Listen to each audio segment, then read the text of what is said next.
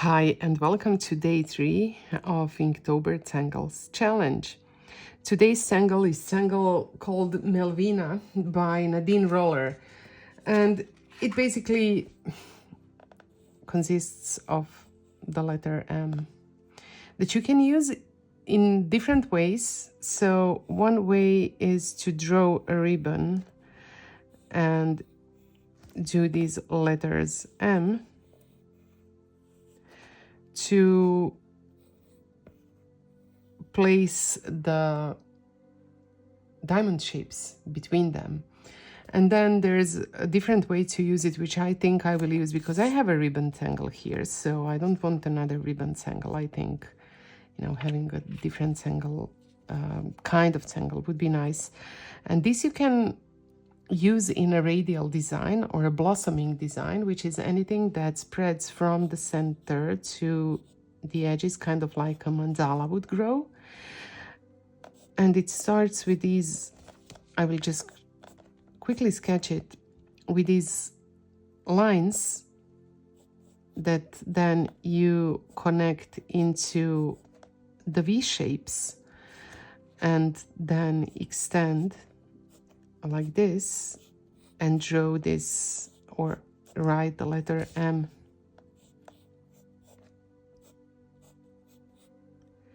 And again, then you can place these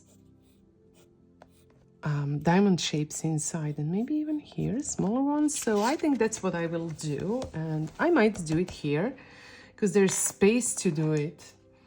And, without overthinking, I will just do it. So as I said, I'm starting with 4 pairs of lines that will kind of meet somewhere midway. And they don't need to be totally symmetric. I will just shoot for these V shapes. And even if you do it with curvy lines and, warped shapes, it will look amazing, I'm sure. And now the letter M on both sides. Feel free to rotate your tile and just repeat the same stroke again if that makes you feel better, like this.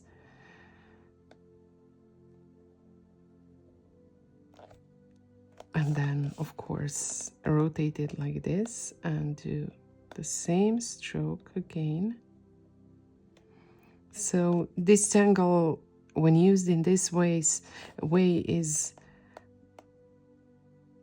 actually consists of different components that are placed next to each other. It reminds me very much of Zentangle's concept that they taught us at Zen Again in April this year, which is called Nomads, where you do exactly what we are doing here. You create a tangle or create a group of shapes that are connected with these auras between them. So you start each next shape by creating an aura around the shape or of the shape that's already here.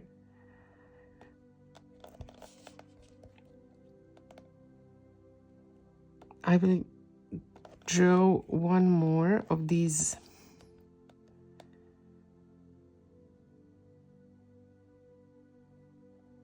and see what it looks like.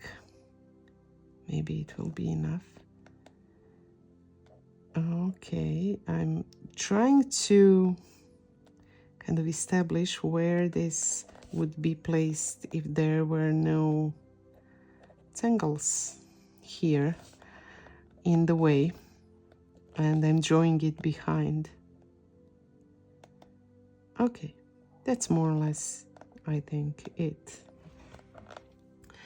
And because I did that, I think I will do the same, at least with these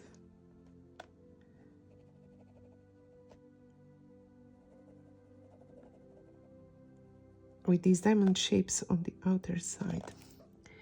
So I get quiet because I get concentrated on what I'm drawing. And I want something bigger to do the inking in more efficiently. So I have this Micron 10 pen. I'll just ink it in.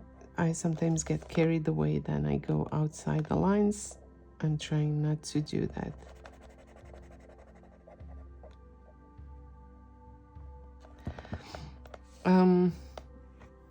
I'm not sure if I want to do the same in these. I don't want to have too much of black, maybe. I don't know, now I'm thinking about playing with placing a fragment inside this, but I don't know if I want to go there. Maybe I do. Let's see. It's like a very simple oral line inside that makes this square shape, and then connecting the corners. I might regret it. I can always add ink over it if at the end it turns out that I don't like it, right? Well, there is black ink in my Micron 10, so it's easy to be fearless when you can count on that, right? There it is. So this is Melvina, the way that I used it. And now I want to add shades. So I'm thinking about maybe adding shades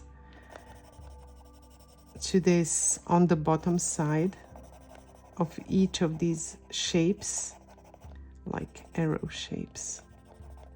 Maybe I can say that it's arrows.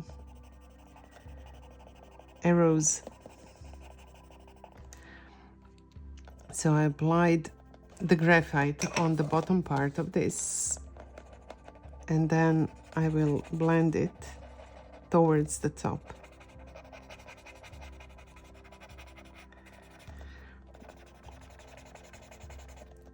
Blending away from the part that should be the darkest.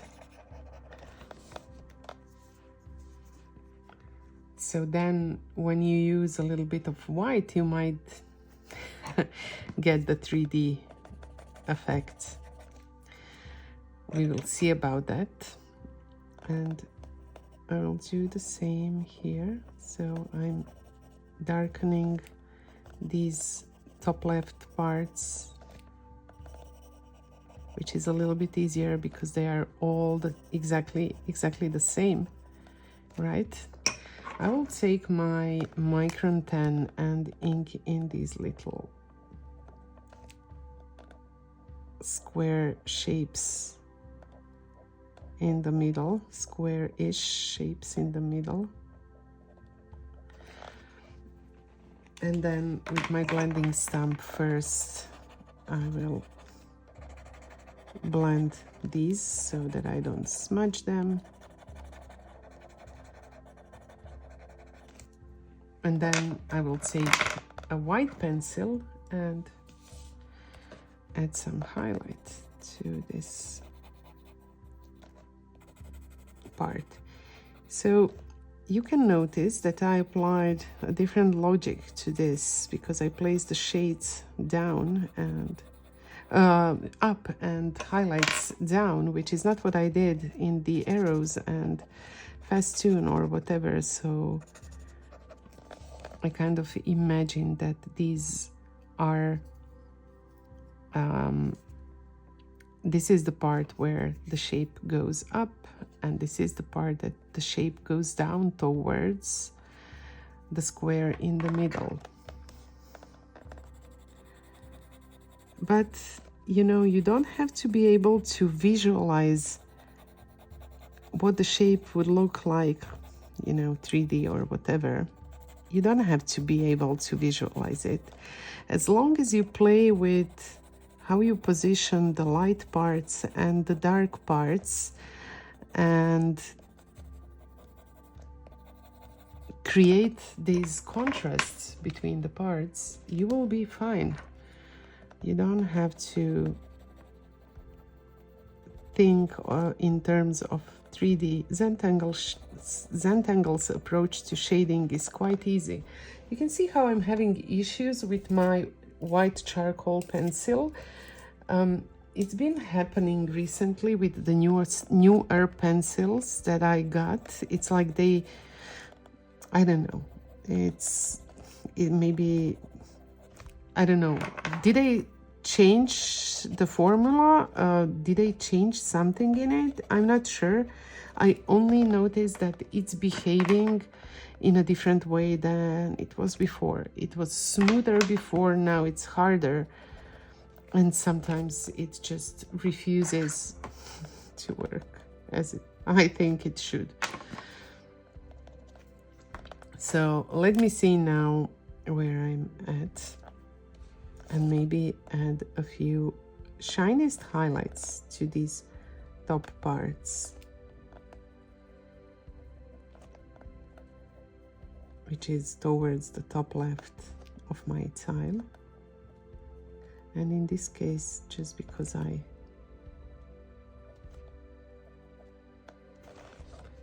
planned a different thing, it's in the bottom right.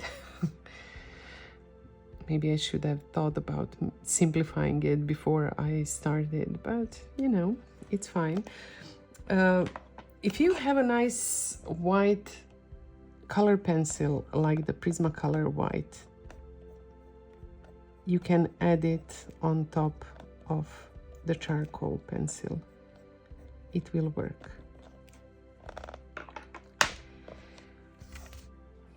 Just to, you know, see how this looks a little bit 3D, or at least that's what I was hoping and aiming for. I'm thinking that this central part is a little bit too busy with all those spaces between the tangles. So I will go back and add a little bit of blue. And this is, you know, very organic way of working on a drawing, which is my favorite way. I will just work on one part at the time, and each decision that I make will inform the next decision that I make, without pre-planning and overthinking, knowing that whatever happens here on my tile will be good enough, because I'm not doing this to create the most beautiful design ever. It's not what I'm doing, no. I want to show you how you can choose any tangles and draw something with them. So, you know, I got so many questions like, how do you choose which tangle will you combine together? Here, with the list of tangles that I'm just looking at each day and without any pre-planning, I want to show you that no, you don't have to worry about which tangles you will use and how you will use them. Just take it one tangle at a time, one stroke at a time, and you can create something unique, beautiful, but most of all, something that will contribute to your mental health and relaxation, something that will kickstart your creativity and allow for a few moments of calm. Okay, I think this is better now that there's some of the blue in the background, and I can always enhance it. I can always make it darker. I can also add graphite on top of it.